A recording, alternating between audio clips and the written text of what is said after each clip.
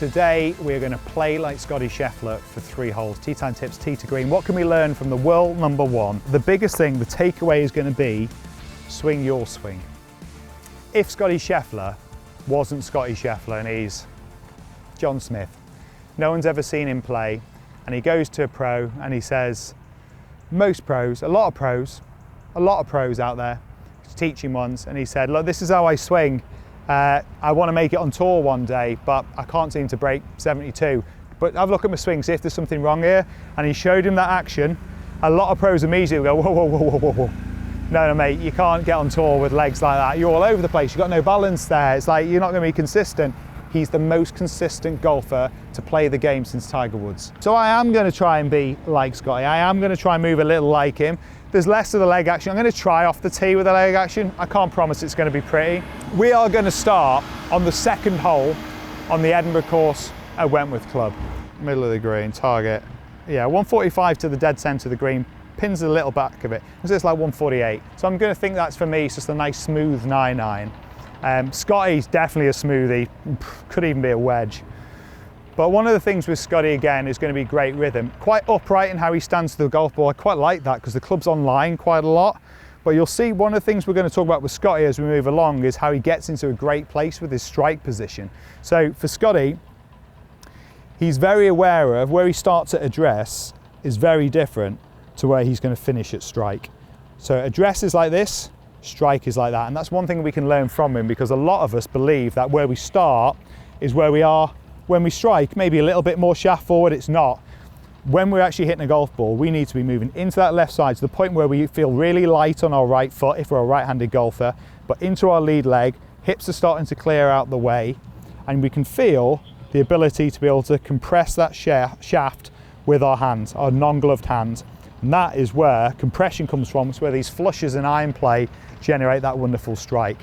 So Scotty is really good at making sure he finds that position, and some of that leg drive he has that we see where the leg moves back here pushes him into that left side, but he stays nicely on the shot, in the shot, and that's what we see. So a nice thing for you to try to feel a bit like Scotty is a great little drill, and you can do this on the driving range. Stand in your address position, match strike, so show me what strike looks like, where you can feel that pressure, turn in with the hips, rotating into that left side, weight into that left side, and from here, just little half shots, go boom, boom. So the idea is you're going to return back to where our preset was. So stand at address, lean forward, boom, boom. And it's just helping you to realize how far forward you actually have to get to be able to get the right strike. So I'm going to have a little bit of that feel to tap into here. Beautiful par 3, isn't it? A little ditch short of the green.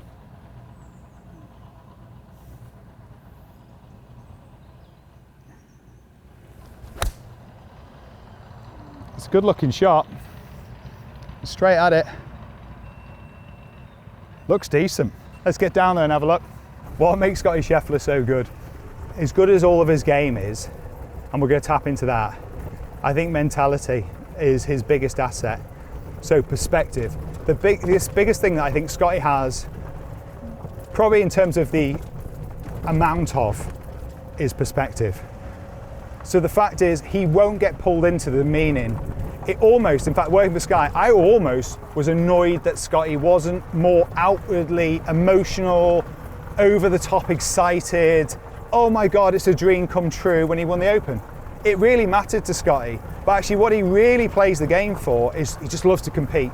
And the trophy is fantastic, but he said himself, success is fleeting. And so if you hinge all your happiness on that, you'll never be happy, because it doesn't happen all the time. You can do all the right things, and actually it's the process for him of playing the game, competing, that gives him the joy from the game. And actually the real things he leans into in terms of love and what makes him tick, what makes him happy, family. You know, he leans into religion quite a lot, but his family are a big part of that as well. And I think that's a huge asset, because one of the things that we go wrong with golf is that we put so much emphasis, and this is even for high handicap golfers, it's not your job. It used to be my job, and I am the one to talk on this, because I got to the point where it owned me, the sport, especially because I felt like my whole identity hinged on what score I shot. So if I shot 66, I was a rock star. If I shot 76, waste of time. Don't even speak to me. Don't want to see it to anyone until tomorrow. Imagine your happiness hanging on how you hit a golf ball. Sounds ridiculous now. That is absolutely the reality of how I was living. So when I see Scotty, I think, actually no, I should be applauding someone who has what he has in terms of the perspective. He could easily lean into being the superhero of golf that he is, but he doesn't. It's just golf is what he does, it's not who he is. There's a great tip in itself, because it allows us to separate ourselves from the results. Because when we have a good day or a bad day, still you, regardless. When you leave that golf course, you're still just you. This is very nice. See a little bit of spin on it, obviously pitched perfectly pin high. Perfectly pin high. Delightful start. Well done, Scotty Scheffler. I expect nothing less though from the world #1 golfer. I got to 46 in the world, and I love, and to me now still, one of my fondest things that I lean on, because it's the best I got. I obviously expected to go a lot further. I didn't, unfortunately. But to be one of the top 50 golfers in the world, it's good, isn't it? On this planet, I'm one of the best 50 golfers. It's a lot of golfers. I think that's mega. Imagine saying you're the best, the #1 golfer on the planet. I think being the world #1, I know world rankings have been in the headlines a lot in recent years, and whether they mean the same thing, obviously with everything that's gone on with Live Golf and those players not getting ranking points, it's changed something a bit. But back in the day when everyone was together and it was the normal system, like, it meant a lot, that. Let's talk about putting with Scotty Scheffler. He's got so good with the putter since moving to this club. I think that's been one of the big things for him. Now granted, this is slightly different because this is the zero torque and he uses a spider, but this in essence was big for him because he used to like the blade putter, which obviously he wants to swing a little bit more this way. More face rotation, was guilty sometimes of pulls, hitting it in the heel, looked very nervous. Some of the wonky strokes early on in his career, not good. And I think it's revolutionary how good Scotty Scheffler's become. And I think these sorts of putters, this style, the mallet head, and for me the zero torque particularly because it feels like it swings itself, they're so good and so forgiving for off-centre hits as well. I think using technology in putters is a great way forward. Certainly it's one of the things that I've noticed in Scotty Scheffler. He's become so much better. He doesn't hang around, and I love the fact that when you watch him, he controls all the speed of his putt through his shoulders. He used to look like he was very handsy, and the problem with handsy putters back in the day when the greens were super slow, he used to have a lot of that to try and get it to get back to the hole, because it's like putting through the fairway grass. Not anymore. And you'll see all the top putters. Xander Schauffele is another great example. That triangle that's created in our posture and their posture address our posture, they just rock and rock it. It's like that snooker frame. If you sat it on a coat hook and then just knocked one end of it, it would just go. And at the end of it, you've got the grandfather clock pendulum that's just going. And that's how they control it. And that's how on greens that are lightning fast, they have great control of speed because they're controlling it with the bigger muscles, not the fingertips. Try and get that out. Okay, for a 2, Scotty, up the hill.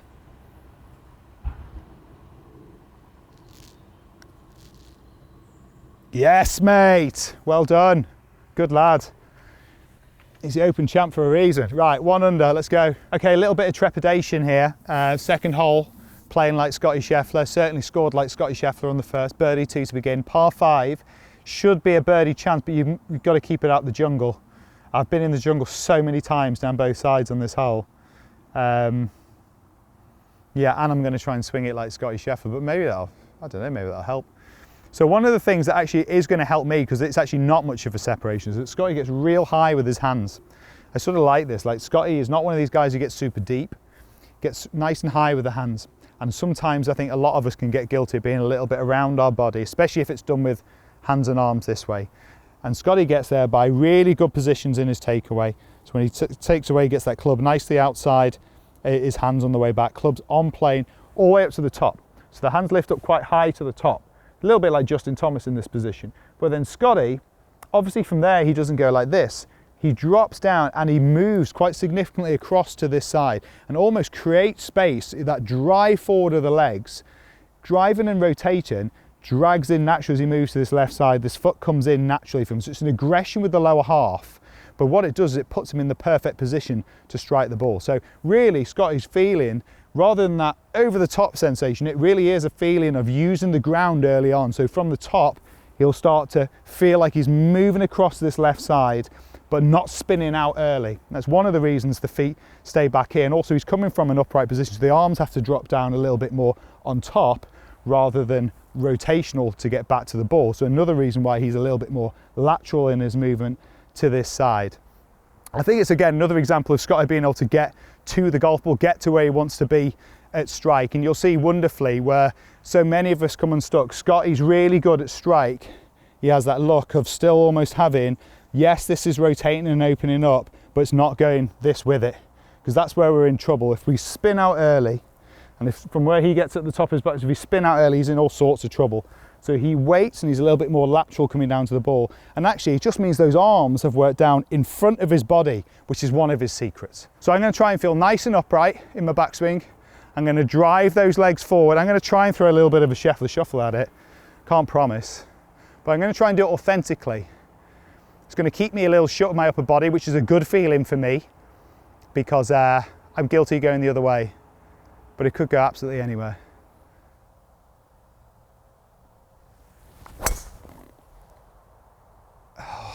I tried. Oh, that sounded like trees down the left-hand side. Let's go and see where it's gone. I really tried, but it was so difficult because it just felt so, I felt so slidey. And I think I probably threw a bit of hand in there to try and square it up, which I didn't need to do. So one of the things we'll talk about when we get down there with Scotty is, I think his strategy is also where he's amazing. And that's what we can learn a lot from him, because he picks probably more conservative targets than we do. And he shouldn't be, should he? Because he's really good and we're not. So we should probably be picking smarter pin positions to go for, or where our target lines are. I tried. That wasn't a great effort at Scotty Scheffler off the tee. I liked the first hole, but trying to throw the leg into, because it's not, my leg doesn't naturally do it. I think one of the things, again, leaning into the coaching of great coaches. So you've worked with Randy Smith his whole life, and Randy saw this in him early on when he was a kid. When he went there, he was like 12 years old or whatever he was, and he watched him. They looked what it was like without it, and he wasn't any more consistent. So Randy thought, you know what? He delivers good fundamentals through strike, the important bits, that you know, the bits to tick. So I'm not going to change it. And that's a great coach, isn't it? How good's that? It's like, it doesn't look like all the other great players in the world. It would be so easy to say, should we try and make it look like Tiger?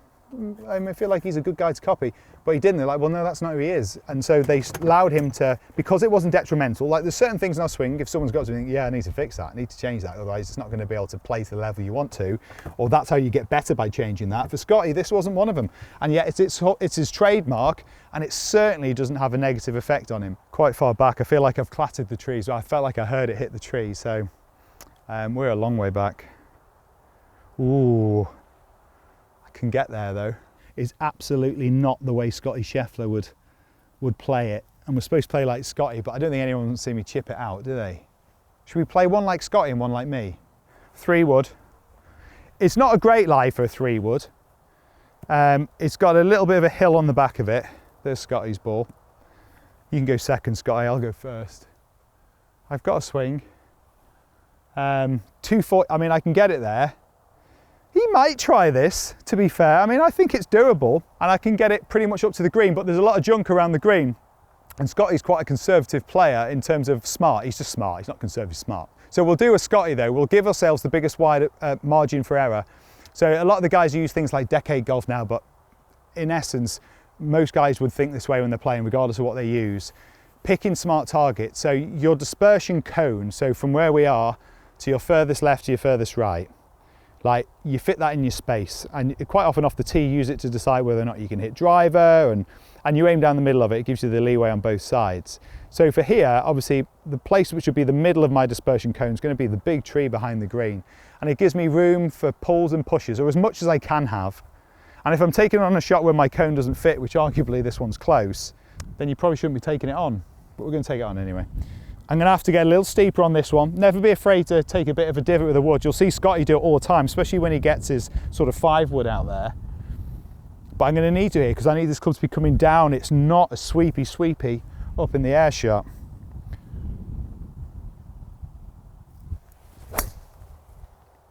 Oh, I've turned that over a bit left.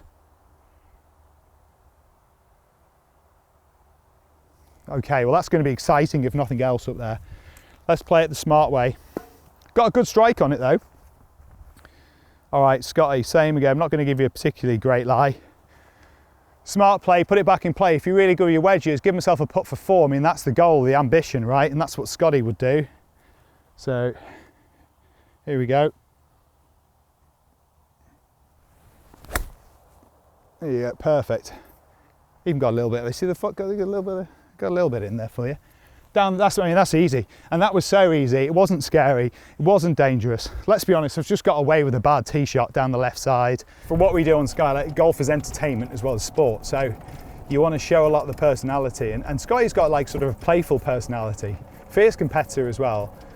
But he's just not going to play ball when it comes to giving you a headline.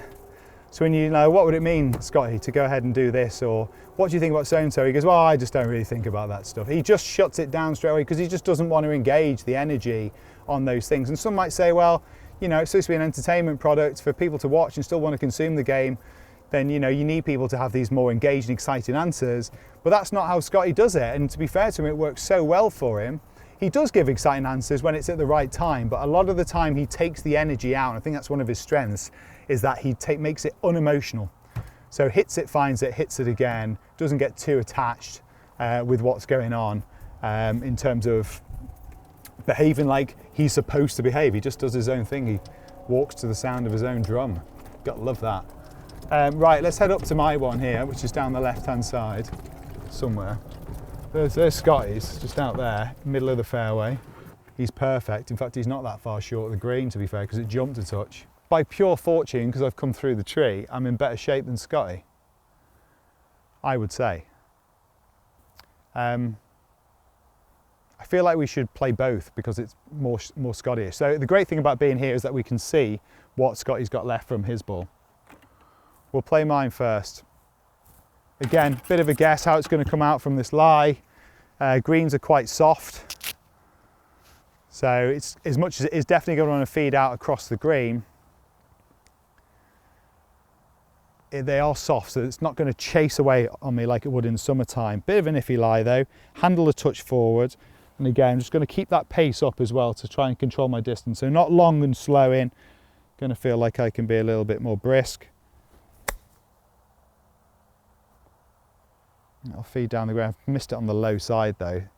That was really sloppy. That was poor management. That is my real ball, but playing it like Scotty, we're going to go down, hit his one below the level of the green. I think one of the things where he's so good with these shots is that Scotty is a great advocate of controlling spin. Is a hard thing for professional golfers because they spin it more, and Scotty controls it all. Like if he's trying to take spin off, he feels like he has dead hands, and so with that, what it means is there's less wrist action going on. And he's more, a bit like Steve Stricker back in the day. It feels like it's just all body turn, really wide, and it's all the speed from the body. So the good thing about that is you can slow the speed down for a shorter shot, which means it comes out with less spin on it, but you can still feel aggressive with your body. Jason Day, another great advocate of this. So the swing will be up and down, all controlled with the body turn. So plenty of body movement and rotation, not a lot of idle arm swing.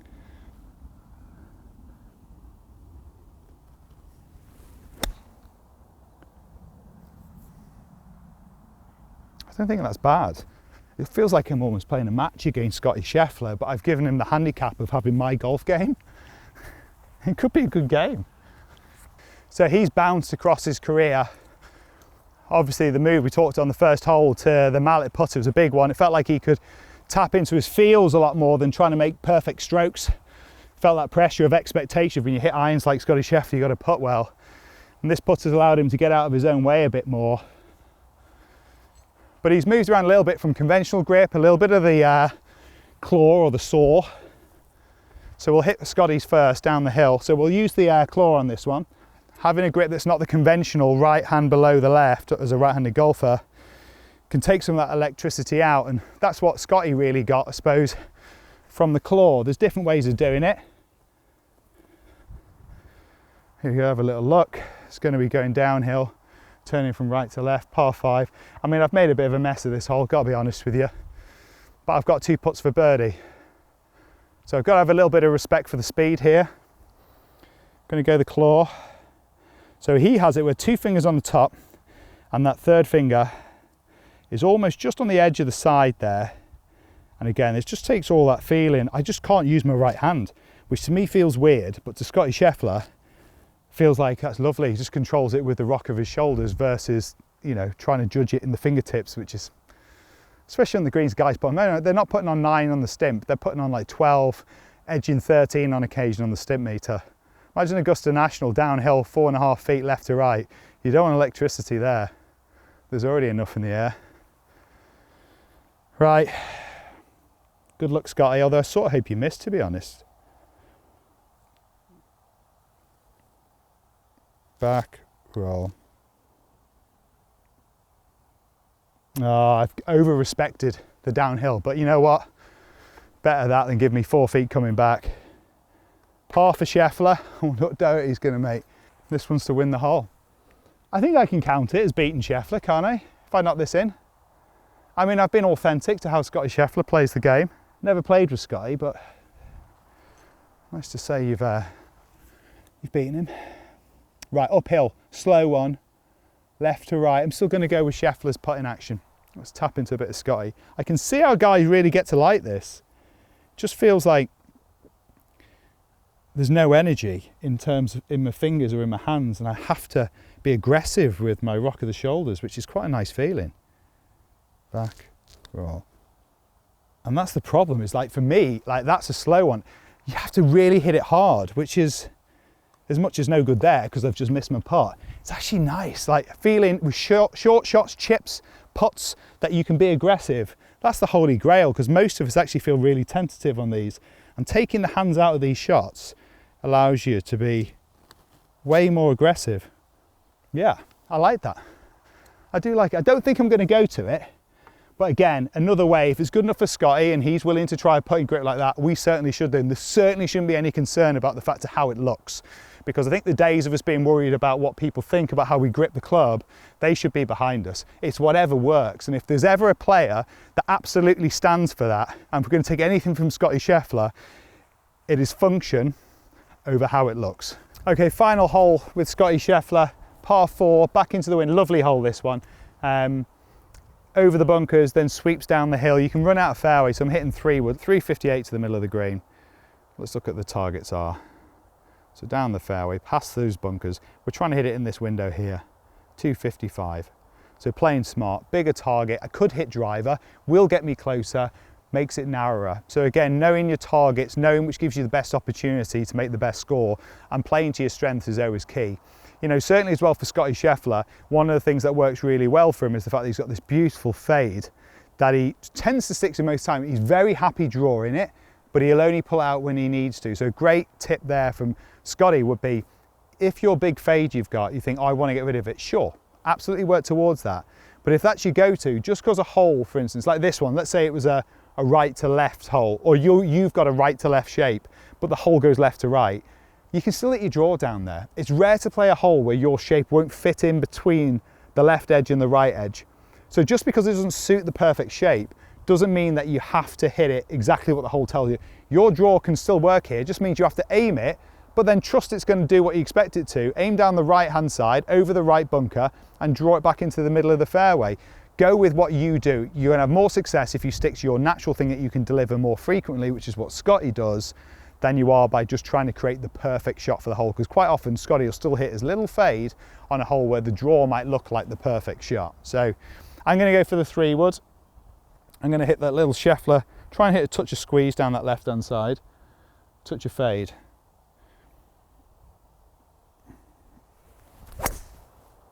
Perfect, little bleeder, just like Scotty would like it. I love that one. That's more like it. That's more like, sorry about the last, Scotty. I'm really sorry. I'm just not very good at driving. I did my best. Let's have a little look. Target. Yeah. And that flag's going to be right in here. 126.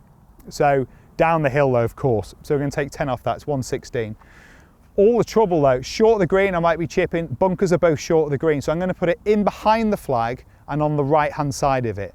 And that way, I've got all the space in the world to push it, pull it, hit it a little short, hit it a little long. I'm still going to be putting, in theory.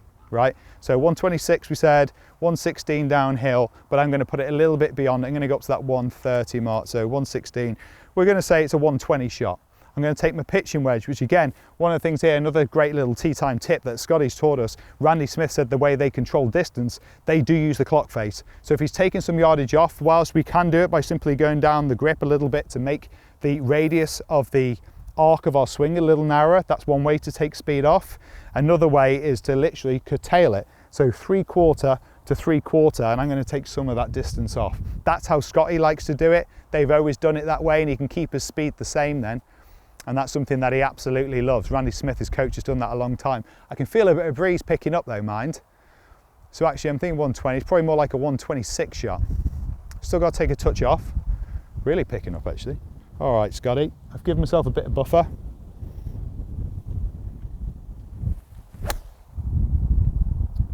And I've pulled it. But the good thing is I aimed it to the right-hand side. I aimed it away from the hole and I've pulled it right next to the flagstick.